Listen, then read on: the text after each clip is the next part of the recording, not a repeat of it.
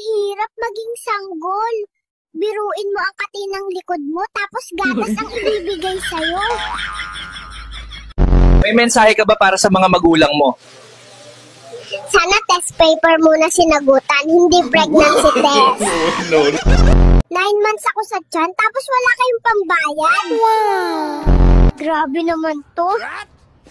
Di man lang ako na-inform na ganito pala dito.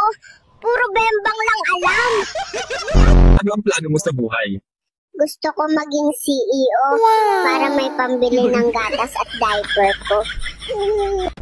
Kumusta ang buhay, baby? Eto, papunta sa work na 15K ang starting, tas 1 hour ang commute, sobrang saya. Alam mo ba na delikado yung trabaho mo? Mas delikado pag wala kami makain ngayon. Alam nga naman tatambay lang ako sa bahay, wala namang pera dun. Congrats, first day mo dito ngayon. Kamusta? Nakita ko na ang gusto kong makita. Ibalik niyo na ako sa tiyan ng nanay ko. Huwag ka scroll ng scroll, bakla.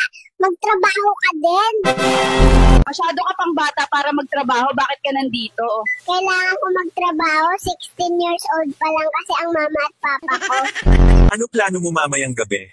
Iiyak po ako ng sobrang lakas mamayang 2 o'clock ng madaling araw para masaya. Ayoko na, mama. Mag-a-abroad na ako. May trabaho daw sa daycare sa Japan. Kumusta ka rito sa bahay? Not good. Yung nanay ko, buong araw nasa telepono imbes na pakainin ako.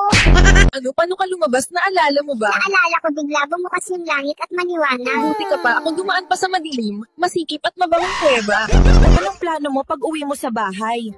Mag-ipon. Kasi mukhang ako na rin magbabayad ng kuryente namin. Wow!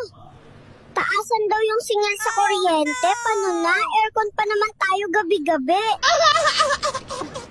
Babalik ako sa sinapupunan ng nanay ko. Bakit gusto mong bumalik? Kasi mahirap lang si nanay. Kap, irereklamo ko ang papa ko kasi lagi na lang inuubos ang gatas ni mama. Wala nang natitira sa akin.